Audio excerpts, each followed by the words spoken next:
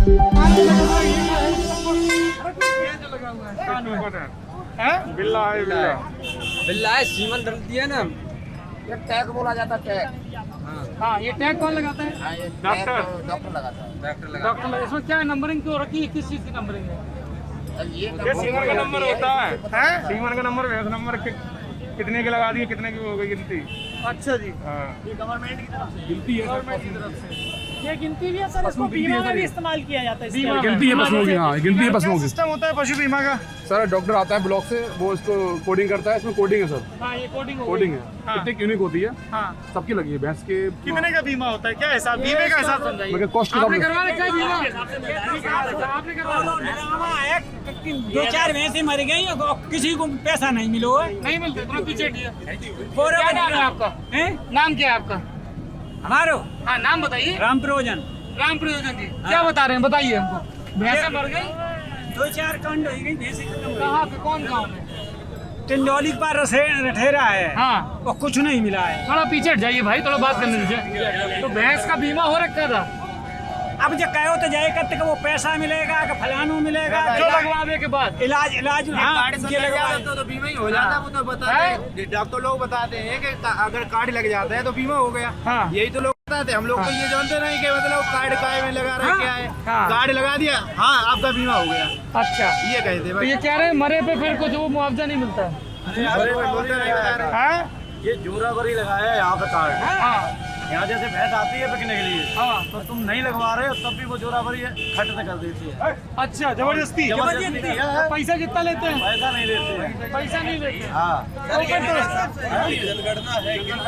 तो फिर ये बीमा नहीं है ना, फिर ये गई वगैरह बीमा नहीं है, ये जनगणना जैसे होती है उसी तरह। सनी यादव है। सनी, हाँ बताओ, ये क्या है? ये ये जनगणना गिनती, है? हाँ, ये यहाँ जितनी भैंसें आती है किसी का अन्याय ना हो, ये काउंटिंग में रहता है। ये मेला वाले की तरफ से स्टार्ट किया गया है। मेला वाले की तरफ जी। से है। और मेला वाले कहाँ गए? मेला वाले भी आइए भाई, नहीं आएंगे? तो क्या, जैसे ये अभी बिकी आपकी कि नहीं बिकी भैंस? कितना रेट मांग रहे हो आप? 45,000। 45? कितना दूध देती है ये? दूध तो पहला भैंस है कि वो 6-7 वो खा दिए। अभी 51 हुई है, पहली बार बच्चा हुआ है, पहला बच्चा है। पहला। अच्छा जी, ये कौन सी नस्ल है भैंस की? देसी है। देसी है। कहाँ से आए आप लोग? आए सिकेट के पास से। अच्छा जी, कितनी भैंसें लाए थे? 3 भैंसें आई थी। कितनी बिकी, कितनी? एक ये आपके बगल वाले ने तो 8 बेच ली है, जो आपके बगल में खड़े थे भाई साहब, वो 8 बेचे। कोई बेच लेता, किसी की नहीं बिकती है। क्या रेट ज्यादा कम क्या वजह रहती है उसकी? नस्ल की वजह, रेट क्या, किसी की भैंस का डिमांड ज्यादा रहती है? जो बेचने भी आते हैं वो 2 तरह के लोग होते हैं। एक तो व्यापारी आता है जो अपनी भैंसें लेके आता है, हर रोज हर मंगल को खरीदता है और सुबह खरीदता शाम तक बेच देता है। अच्छा। और कुछ लोग रेगुलर वाले होते हैं जिन्हें अपनी भैंसें बदलनी होती है, जैसे कि इनकी पहली है, इन्हें कुछ इमरजेंसी होगी या किसी खेत के लिए, किसी चीज के लिए पैसे की जरूरत होगी। रोजगार के जरिए कैसे, जरा समझाइए हमको। रोजगार के जरिए ऐसे है जैसे कि हाँ, इधर देखो, ये बता रहे भाई साहब, एक सुन लो, इधर इस पे बोले। हाँ, क्या नाम है आपका? संजीव यादव। हाँ बताइए। जैसे किसान आदमी है तो उनकी नहीं बिकती है तो अपनी वो घर ले जाते हैं, और व्यापारी को जैसे 2,000 मिल गए, 4,000 मिल गए, वो तो बेच के 4 हो 6 हो वो तो बेच के मुनाफा जाता है। करके जाएगा, फिर अगली मंडी में हाँ, आएगा। ये न बेची, अगले बाजार में अंत बाजार में बेच ली। हाँ। तो ऐसे कितने बाजार लगते हैं यहाँ पे? यहाँ रखे और एक ही है सिंगल, पूरे जिले में, पूरे डिस्ट्रिक्ट में। मैनपुरी में, ये इटावा में भी लगता है? इटावा में अलग है, सिरसागंज में लेकिन ऑल ओवर सबसे बड़ा यही है। रोजगार के जरिए ये सबसे बड़ा भोगांव का बाजार है। रुई का बाजार। ये रुई का बाजार है, लेकिन बिकती यहाँ भैंसे हैं। गाय भी बिकती है। नहीं, सारे जानवर बिकते हैं। हाँ? भैंस और गाय 2 प्रकार के बिकते हैं। भैंस हो गए, बकरियाँ भी बिकती हैं। बकरियां नहीं, बकरियों वाला है, बकरी वो का बस स्टैंड के सामने बस स्टैंड लगता के है। सामने लगता है संडे को। चलिए जरा देखा जाए भाई। है, वही उसके ऑनर है। के जरिए आइए। रोजगार के जरिए ऐसे है। जिला पंचायत के सदस्य भी बिक जाते हैं। ये रोजगार का जरिया ऐसे है जैसे कि यहाँ पे ये लोग आते हैं, इकट्ठे होते हैं, हाँ। तो कोई ठेले वाला अपनी कचौड़ी लगा लेता है। जैसे कि यहाँ भैंस को सजाने के लिए सजावट लगी हुई है। कम से कम 4,000 लोगों को रोजगार यहाँ मिलता है इस बाजार से। ये बाजार कब लगता है? ये प्रति एक मंगलवार, हर हफ्ते मंगलवार को। हर मंगलवार को कम से कम 4,000 लोगों को रोजगार देता है। क्या हवाई पट्टी जब योग गंगा जल डालने वाला जो हुआ था, हाँ। सीएम साहब आए थे तो यही लड़का है जिसने गंगा जल डाला था। गंगा जल डाला तो मतलब पट्टी पे पट्टी पे क्यों झड़क दिया था? क्योंकि जब सीएम हमारे अखिलेश भैया जब चुनाव हार गए थे तो देश भावना के चलते हुए आदरणीय योगी जी ने पूरे आवास को गंगा जल और गौमूत्र से छिड़कवा दिया था। हाँ, तो इसी के चलते हमने अपना सैफई धाम पवित्र किया। उनके जाने के बाद उनके जाने के बाद। वाह बढ़िया। सर दूध है ये, अखिलेश यादव का दूध है। दूध है भाई। क्या नाम है तुम्हारा? चर्चा में यादव से मिलेंगे तो पूछेंगे क्या नाम है तुम्हारा? रोहित यादव। क्या यही पूछेंगे भाई आपके दूध में लेते रोहित? नहीं नहीं नहीं, ऐसा कुछ नहीं है। ये तो भाई साहब कह रहे हैं। अरे नहीं, ये इन लोग है ना हमारा कुछ नहीं है, इन लोगों एक का समझ। यहाँ सर एक आपको अवगत कराना चाहूँगा, यहाँ एक प्रकरण और चर्चा में है। जी जी, चलते बात करते हैं। यहाँ एक प्रकरण और चर्चा में है। हाँ जी जी, नवोदय जवाहर SIT की जांच चल रही है जी भैया जी, हम चाहते हैं आप उसको भी उठाएं, हाँ। उस बहन को न्याय मिले। बिल्कुल बिल्कुल। भैंस दिखा दे भैया कोई। बस सही है, ये वाली देखो सर, ये मुर्रा है। ये वाली मुर्रा है। सिंह देखो, अरे कौन सी बोल रहे हैं? देख के तो बताओ फिर। सिंह जिसके सिंह के मुड़े हिसाब हुए से होते हैं किसका ना, मुड़ा हुआ होता है? सिंह का सिंह जुड़ा हुआ है वो वो मुर्रा मुर्रा है। है। अच्छा जी, जी कितने की है ये? शिवम बुला रहे हैं भाई साहब। अरे जाओ यार, डांट खा जाओगे, हमें भी डांट पड़ेगी। हमने कह दिया भाई साहब, हमें मत डांटना। जाओ शिवम, ये कितने की है ये? 58,000। कितना कितना? अरे चले जाओ शिवम यार, जा ही नहीं रहे हैं। हाँ? कितनी बेची आज? 3 बेची। 3। और लाए कितने थे? 4 लाए थे।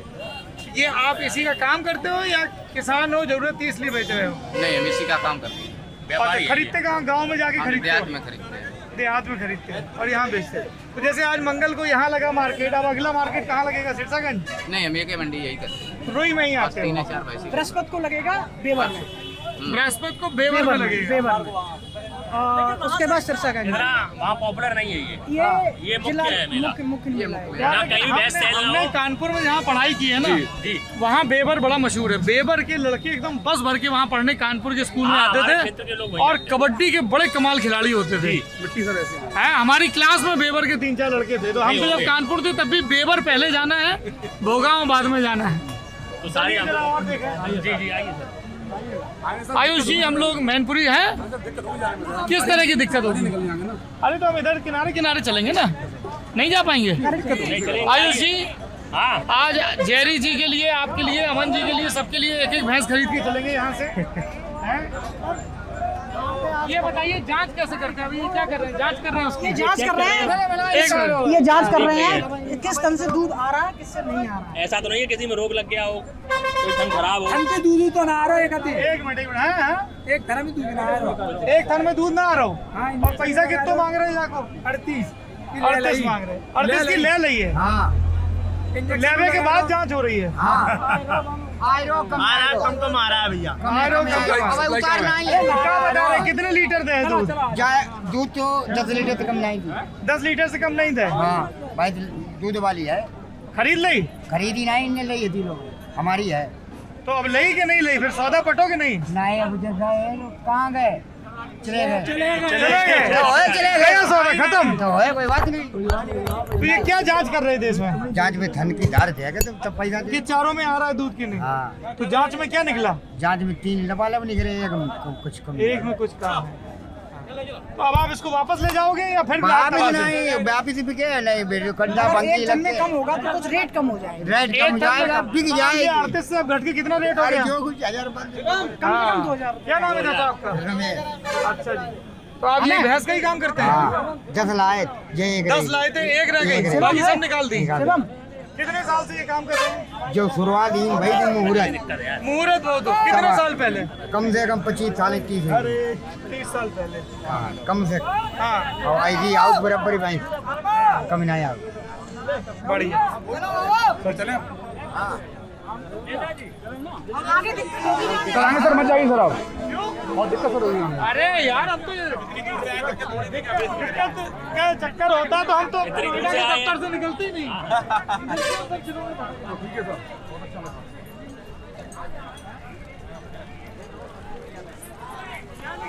बहुत हो गया यहाँ पे।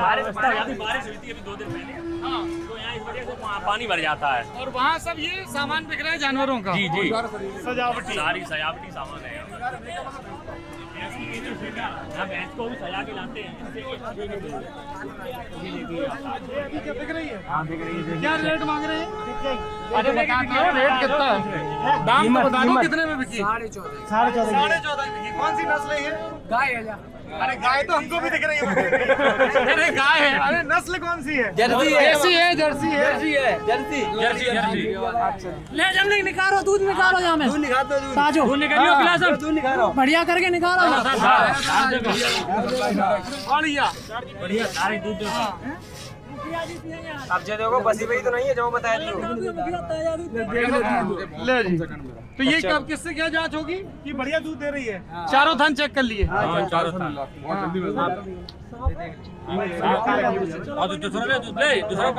नहीं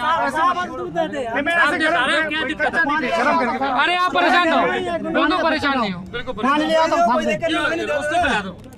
ये नहीं पिएगा। सब लोग हंसेंगे हमारे ऊपर की बछड़े को दूध पिला रहे हैं, तो उसका क्या करें अब आपको पीने पड़ेगा। मिट्टी लगी मैं नहीं अभी। अच्छा चलिए दूसरा दूध तो आप बोल रहे हैं ये 16.5 की बिकी है? 14.5 की। 14.5 की। तो ये आपने खुद पाल के आप कारोबार करते हो या नहीं, किसान हो? खुद पाली हुई है, किसान है। किसान है। तो क्या जरूरत आगे बेचने की नौबत क्यों आई? पैसे की जरूरत है, बस आलू वगैरह धरे जाए, पैसे इसलिए जरूरत आलू धरे हैं मतलब? है। आलू वगैरह खेती में। एक सेकंड यार, कितने प्रवक्ता लगे हैं? उस आदमी को बता, क्या नाम है आपका? नंद किशोर। नंद किशोर जी। हाँ, क्या बता रहे हैं आप? आलू हैं?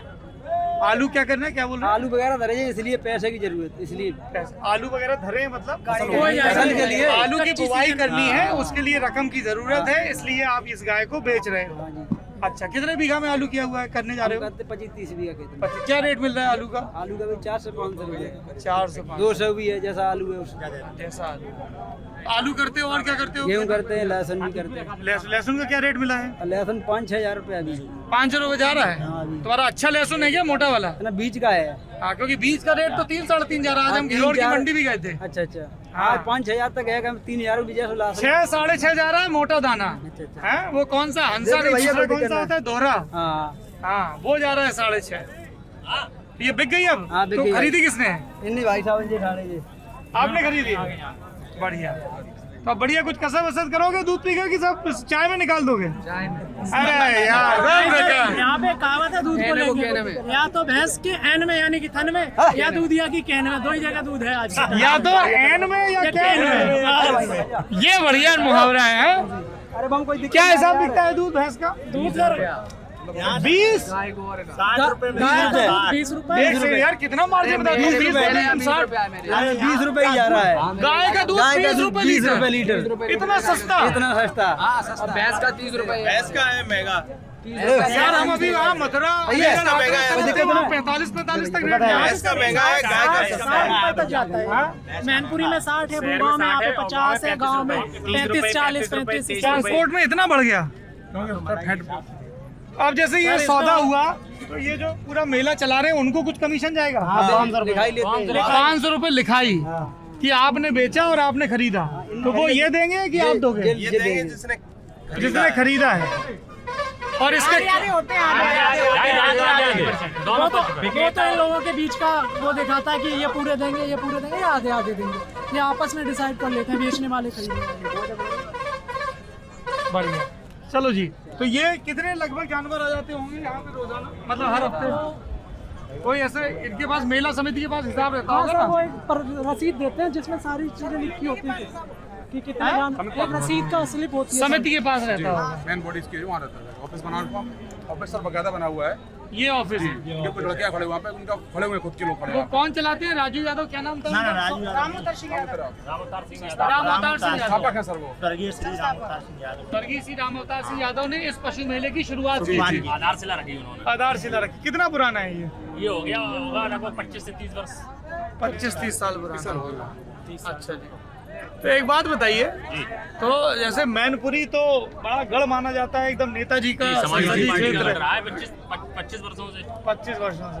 यहाँ लगातार समाजवादी प्रत्याशी के पार्टी के प्रत्याशी जीतता रहा है। पर 2017 में हार गया। हाँ बस। राम नरेश अग्नोत्री जीत गए, मंत्री हैं। आलोक शाह के हार गए। जी। क्या वजह रही? जाति समीकरण नहीं है। जरा हमको समझाइए, क्या नाम है आपका? मेरा नाम अबीद रहमान है। क्या जाति समीकरण थे, समझाइए। जो जाति समीकरण जैसे शाक और मुस्लिम और यादव मिलके जो वोट देते थे, शाक समाज ने आलोक शाक को नापसंद करके रामनरेश अग्निहोत्री जी को वोट दे दिया, और जो ब्राह्मण समाज था और लोधी समाज था, ये तीन सारे जाति मिलके एक आदमी को वोट दे के उसे विजय बना दिया। और होता ये था, परंपरा ये थी कि शाक लोग, मुसलमान लोग और यादव लोग तीनों लोग मिलके एक आदमी को जिता देते ये थे। समीकरण आएंगे सबके पास आएंगे। तो ये 2017 में समीकरण क्यों बदल गया? मोदी जी की लहर दी और कुछ विधायक जी के निजी पर्सनल काम थे, जो लोग उनसे, अपने बरादरी के लोग, अपने समाज के लोग उनसे अपेक्षित थे, जो उनकी आकांक्षाओं पे खरे नहीं उतरे, तो लोग उधर की तरफ शिफ्ट कर गए। अच्छा, ये वजह रही। जी, हाँ, जी। बताइए क्या कह रहे हैं आप? क्या नाम है आपका? जी पंकज शाके नाम। पंकज शाके, बताइए। जी भाजपा ने केशव प्रसाद मौर्य जी को मुख्यमंत्री पद का दावेदार बनाया। सबसे बड़ा लॉलीपॉप दावेदार तो घोषित तो नहीं किया था, मतलब वो चल ही रहा था। अरे ऐसी खबर चल रही थी, क्योंकि वो प्रदेश अध्यक्ष भी थे। जी। और लेकिन उनको ये थमा दिया कि आप मुख्यमंत्री आप ही बनाएंगे।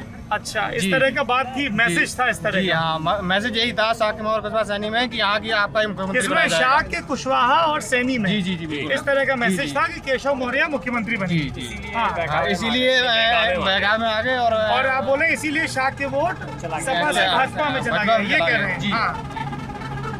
तो फिर अभी केशव मौर्य तो डिप्टी सीएम ही बन पाए। वो बनेंगे नहीं तो अब स्टूल मंत्री है सर। हाँ? तो स्टूल मंत्री है। स्टूल मंत्री। जरा स्टूल, आपका नाम क्या है? हरिओम यादव। हरिओम यादव। स्टूल मंत्री क्या होता है? स्टूल पे जब सारे वरिष्ठ का नेता लोग भाजपा बैठते हैं तो केशव प्रसाद मौर्य जी को स्टूल ही दिया जाता है बैठने के लिए। कुर्सी नहीं मिलती है। ये कहाँ देखा आपने? कई जगह वीडियो आ रहा है। कोई प्रेस कॉन्फ्रेंस हो, कोई फंक्शन हो, आप देखिए, लगातार हम लोग देख रहे हैं कि उनको स्टूल दिया जाता हाँ, स्टूल ही दिया है, है। इसलिए आप लोग उनको स्टूल मंत्री कहते हैं। जी, जी। स्टूल मंत्री बोलते हैं। मैनपुरी आके मुझे बड़ी नई नई चीजें सीखने को मिल रही है। मैनपुरी है ही सर, हाँ? इसीलिए विख्यात है मैनपुरी। मैनपुरी इसीलिए विख्यात है। हमारे नेताजी का मैं उस चीज को एक्सप्लेन कर रहा हूँ सर। यहाँ पर जो विधायक हो, सांसद हो, ये सारे काम ठेकेदारी पे होते हैं। जैसे विधायक ने अपने 4 लोग पकड़ लिए, उन्हें ठेका दे दिया कि साहब आप पूरा क्षेत्र आपका है। अच्छा, हाँ, ये हर पार्टी में यही चल। अवनीश कुमार सर। क्या करते हो अवनीश? सर मैं स्टूडेंट हूँ एमटेक का, NIT कुरुक्षेत्र से। अरे ये तो बहुत पढ़ने लिखने वाला बच्चा है भाई,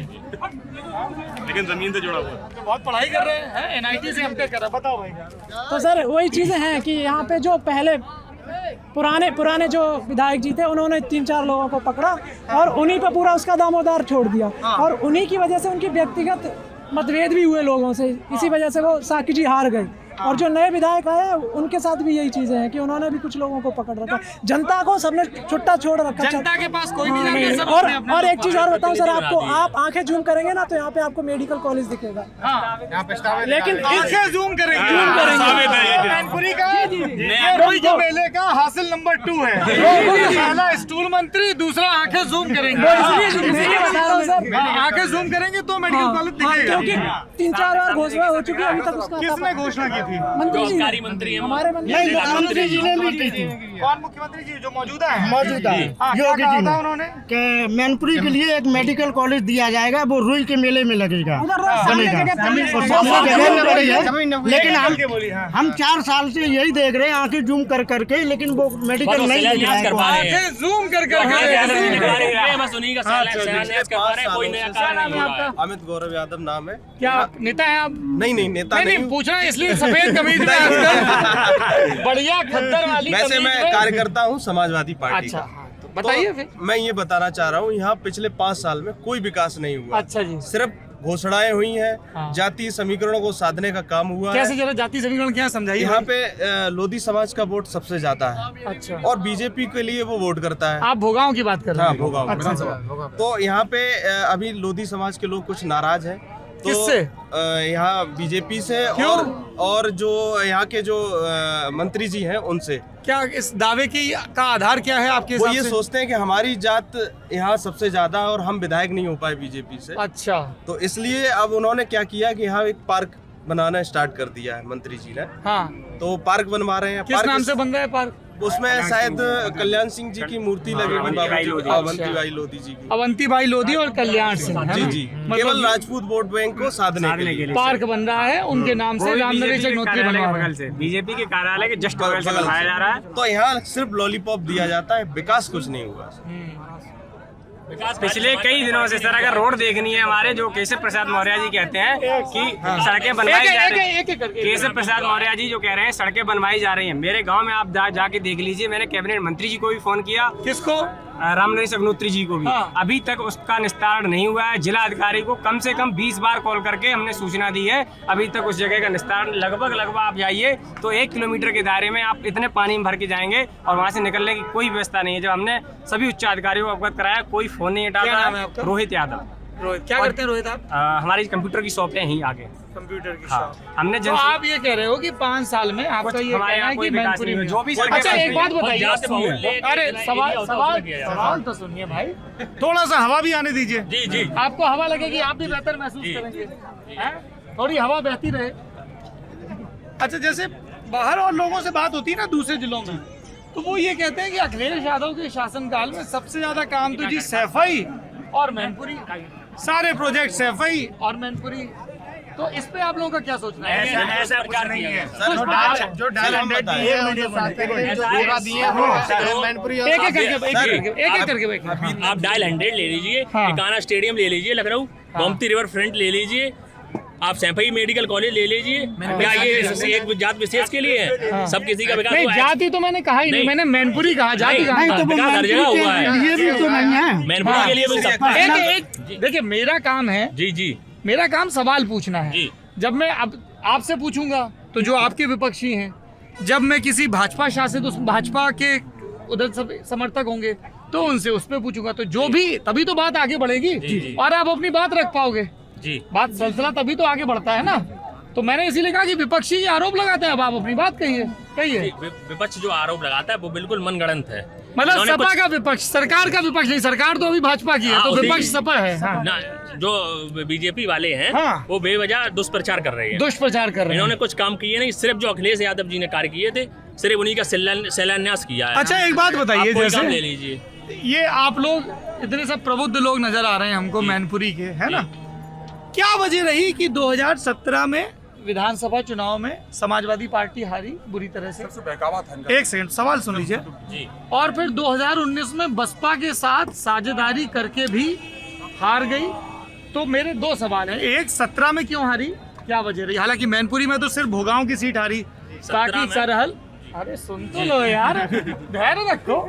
है देखो, ऐसा है ना, जैसे आप लोकल हो तो आपको लग रहा है कि बहुत सारी चीजें बोल दें, लेकिन जो दर्शक देख रहा है ना, हो सकता है वो सीतापुर में बैठा, हो सकता है वो सैन फ्रांसिस्को में बैठा हो, तो उसको एक कंटेक्स्ट देना पड़ता है कि हम लोग यूपी के मैनपुरी में हैं। मैनपुरी जिले में 4 सीटें हैं और मैनपुरी लोकसभा में 5 सीटें हैं। जिले की जो 4 सीटें हैं वो है मैनपुरी सदर, भोगांव, करहल और किशनी। किशनी सुरक्षित सीट है, वहाँ से सपा के हैं। करहल से सोबरन यादव हैं, वो भी सपा के हैं। मैनपुरी से राजू यादव हैं, वो भी सपा के हैं। और भोगांव से सपा के आलोक शाह के हुआ करते थे, लेकिन 2017 में वहां से रामनरेश अग्नोत्री भाजपा के जीत गए। अब ये एक कंटेक्स्ट है कि ये गढ़ है। और अगर लोकसभा की बात करें तो इसमें आप 5वीं सीट इटावा की जसवंत नगर जोड़ दो, जहाँ से शिवपाल यादव हैं, जिसको यहाँ के इलाके के लोग शिवपाल चच्चा बोलते हैं ज्यादातर लोग। ठीक है ना? तो अब एक हमारे दर्शकों को देख कितने खुश हो गए।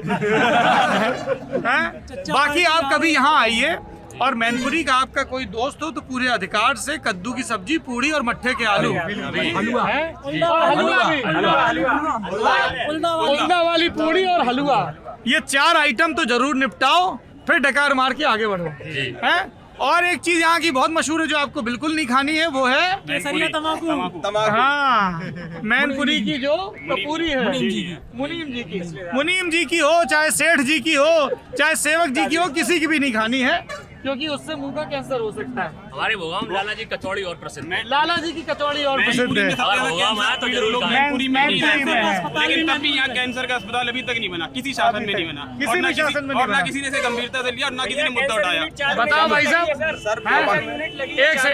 सेकंड, हाँ बताइए। कैंसर यूनिट मैनपुरी में आ चुकी है, लेकिन इस सरकार में चालू नहीं हो पाई, आपको पता नहीं है। माननीय नेताजी की सरकार में जो क्यों नहीं पता, ये भी तो आपका काम है, पॉलिटिकल कम्युनिकेशन। नहीं बताइए। नहीं, तो वो इतनी 5 साल सरकार रही तो अगर विपक्षियों की भी सुननी चाहिए। नहीं, विपक्ष उपज वाली बात नहीं, जो बात कायदे की है वो बात कायदे की है। हाँ। अगर वो 5 साल सरकार रही होती तो 5 साल में कुछ ना कुछ तो होता उसका। हाँ। अगर शिलान्यास योगी जी ही कर देते, अगर वो बन गया होता, जैसे आप कहते हैं शिलान्यास का शिलान्यास करते हैं योगी जी, बात तो ये है ना, अगर वो बना होता थोड़ा बहुत तो कुछ तो दिखता, वो बना कहाँ है, लगा कहाँ है यूनिट। सारी मशीनें आप चेक करवा लीजिए, आप वहाँ पे देख सकते हैं चलती कहाँ है? हॉस्पिटल में। हम आपको देखो उन भाई साहब का ये कहना हाँ, है कि अखिलेश यादव 5 साल तक मुख्यमंत्री रहे, तो उस 5 साल में वो शुरू क्यों नहीं हो पाया, ये ऐसा उनका। अरे मैं खुद गया पर्सनली सैफई, अपने दोस्त का एक्सीडेंट होने के बाद तो वहाँ एक्सरे मशीन खराब थी सैफई के मेडिकल कॉलेज में। वो 2500 को 2200 रुपए में हुआ एक्सरे मेडिकल। अंदर कितने में हो रहा था? बाहर 2200 रुपए लगे मेरे से। और अंदर कितना लगता है?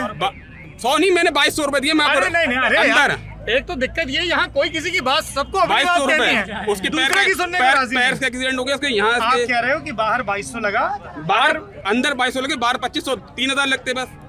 तो फिर फर्क कितना रहा? तो ये चीजें हैं, जो चीजें कमी है उसे कमी समझना चाहिए। एक आइडियोलॉजी के हम इसके सपोर्टर है तो हम इसकी कोई बुराई को दिखाएंगे ही नहीं। ये चीज तो आदमी को अंधभक्त बना देती है। अगर गलत है तो गलत है, चाहे वो हम में हो चाहे आप में। मेरे अंदर गलती है कि भाई मैं गलत काम करता हूँ, तो मैं इस चीज को स्वीकार करना चाहिए। इस चीज को सत्य ही रहेगा, चाहे कितना भी दबा लिया जाए, चाहे कितना भी छुपा लिया जाए।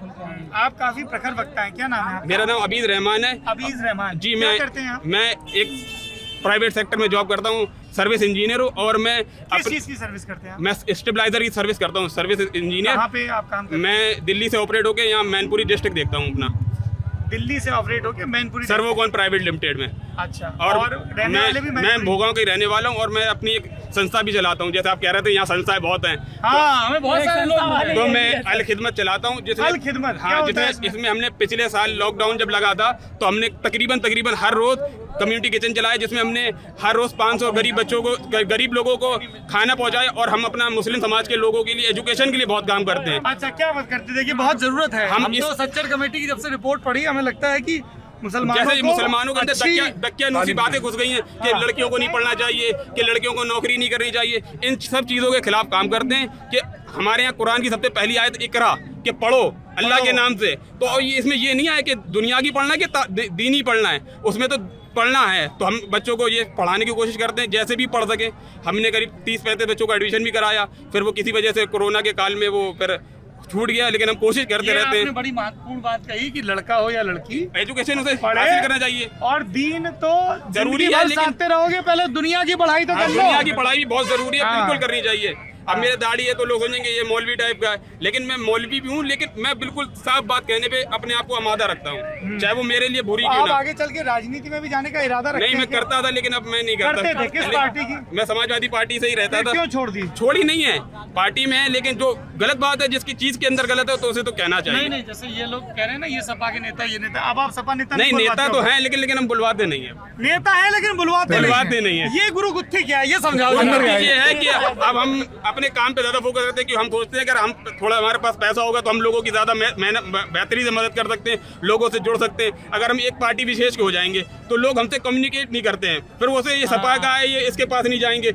और जो पार्टी के लोग हैं। तो इसलिए सियासत सियासत काम करो, सब पार्टियों से। हाँ, सियासत भी रखते हैं, लेकिन और हम ब्लड डोनेट भी गए, तकरीबन हम 7 से 8 बार ब्लड दे चुके हैं। बढ़िया, अच्छी बात है। थक भी गए होंगे, इतनी जोर से बोल रहे थे। नहीं, हमारे लाउड स्पीकर का काम है। हमारे बाप दादा में तो अल्लाह के शुक्र से लाउड स्पीकर अलग नहीं है। एस रहमान। अच्छा, आपका लाउड स्पीकर काम है, इसलिए आप तेज बोलते हो? नहीं, वो हमारा वो पीछे से हैबिट में आ जाता है, तेज बोलना जीन्स में आ गया है। ऐसे कभी जैसे फुसफुसा के बोलना हो, जैसे धीमे से पूछो भाई आपके क्या हाल है, पूछो तो नहीं, बहुत मुश्किल हो जाएगा। ये धीमे था, भाई ने बड़ी कोशिश करके पिच 4 डाउन की, फिर भी कह रहा है मुश्किल हो पाई। ज्यादा धीमा। अच्छा, ये बताइए, आपने एक बड़ा मेरा प्रिय मुद्दा उठाया है। मेरे प्रिय विषय है शिक्षा और स्वास्थ्य, है ना। देश की तरक्की इन्हीं दो से निकलेगी। गरीब आदमी जीवन भर पैसा जोड़ता है, एक बड़ी बीमारी आती, सब साफ हो जाता है। फालतू? अच्छा, ये हम लोग फालतू? कौन फालतू है यहाँ? कोई फालतू नहीं भाई, सब देश के नागरिक हैं। किस पार्टी के नेता हो? सपा। अभी वोट मांगने के लिए जाओ, अभी फालतू क्या रहेगा? काम करेंगे ऐसे नहीं यार, किसी को फालतू नहीं कहो, जिसका मन खड़ा हो, सार्वजनिक जगह है। हाँ भाई, इजाजत है नेताजी? हौकने में लगा आदमी, फालतू। अरे ऐसे जलवा खाया में भाई आपका। अच्छा, ये बताइए, तो शिक्षा के लिए समाज के स्तर पर, जैसे आपने अपना व्यक्तिगत प्रयास बताया, सरकार के स्तर पर ये और क्या किया जाना चाहिए जिससे मुस्लिम लड़कियों की शिक्षा और बढ़े? थोड़ा जरा को ठोस सुझाव दीजिए। उनके लिए ये होना चाहिए कि जैसे जो बच्चियां हैं जिनके इंटर के बाद पेरेंट्स रोक लेते हैं कि भाई इंटर हो गया, ये बहुत बड़ी बात समझते हैं। मुसलमानों में ये सबसे बड़ी बेवकूफ़ी ये है कि इंटर समझ लिया कि हमने बच्ची को MSc BSc करा दी। इंटर को MSc BSc हाँ, समझते वो हैं। ये सोचते हैं कि हमने 12वां करा दिया, हमने सब कुछ करा दिया। तो उस चीज़ को बदलने के लिए सरकार को मुस्लिम बेटियों को सहायता देनी चाहिए। जैसे कि बहुत सी स्कीमें आती हैं कि BSc करी बेटी की शादी करेंगे तो उसे 30,000 रुपए की मदद मिले, लेकिन वो ज़मीनी हकीकत में वो तो सब लड़कियों के लिए है ना, उसमें नहीं, मुस्लिम अल्पसंख्यक समाज के लिए है ये।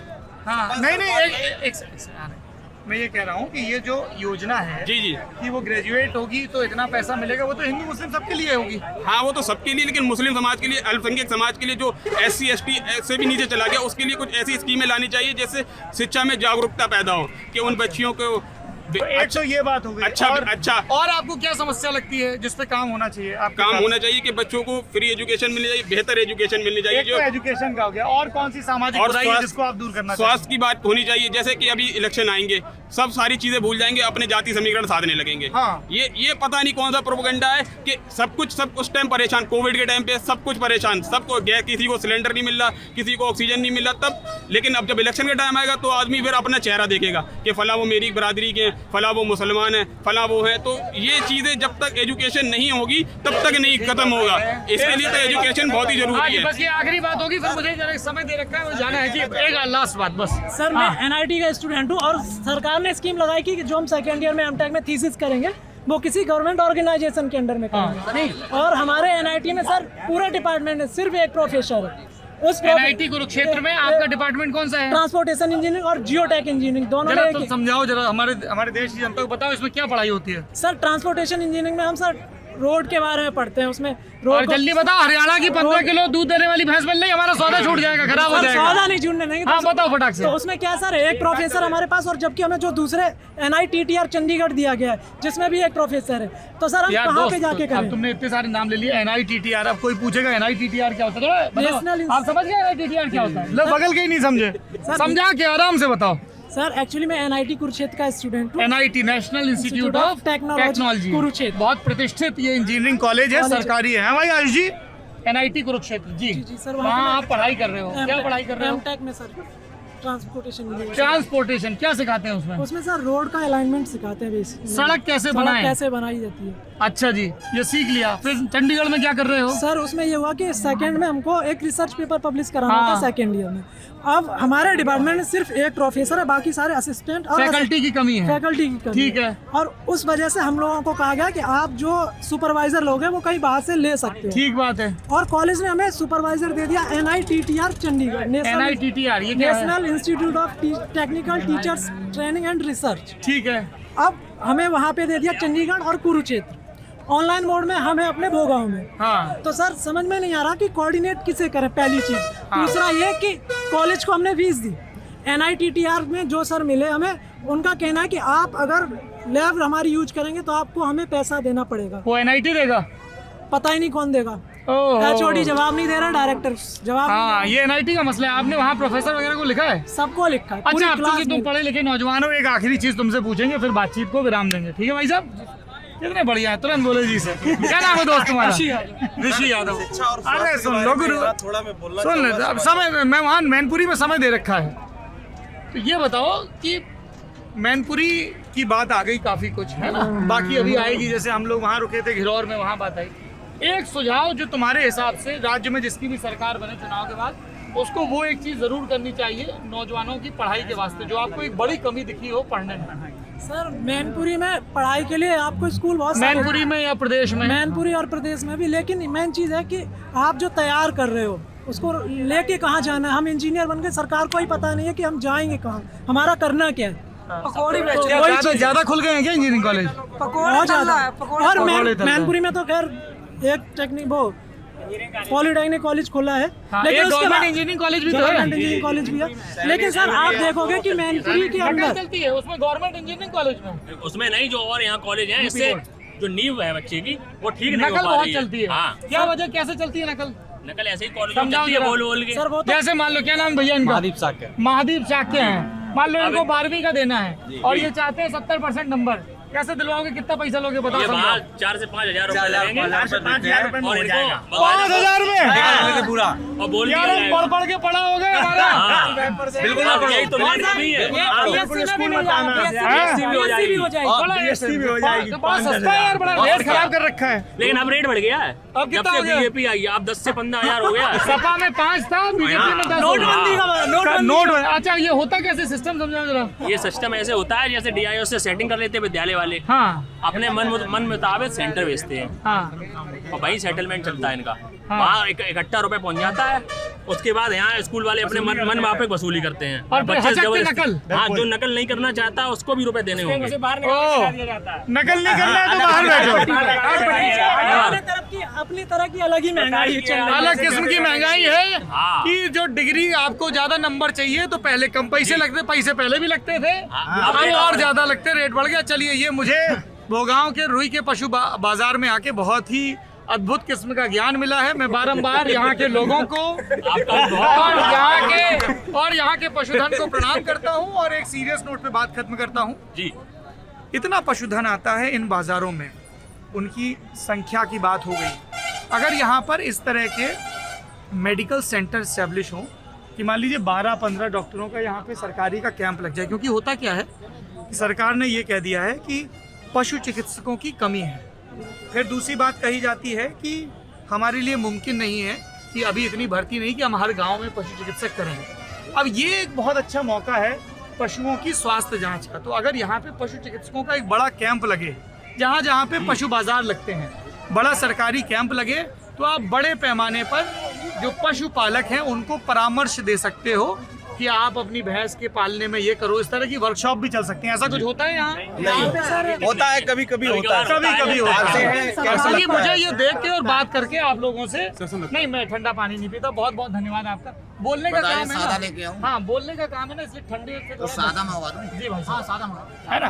तो ये इस बातचीत से समझ में आया। अब हमारा अगला पड़ाव मैनपुरी का है, उसके बाद एटा, कासगंज, फिर बदायूं, फिर संभल, फिर मुरादाबाद, रामपुर, पीलीभीत, बरेली, इस तरह से सिलसिला फिर शाहजहांपुर आगे बढ़ेगा।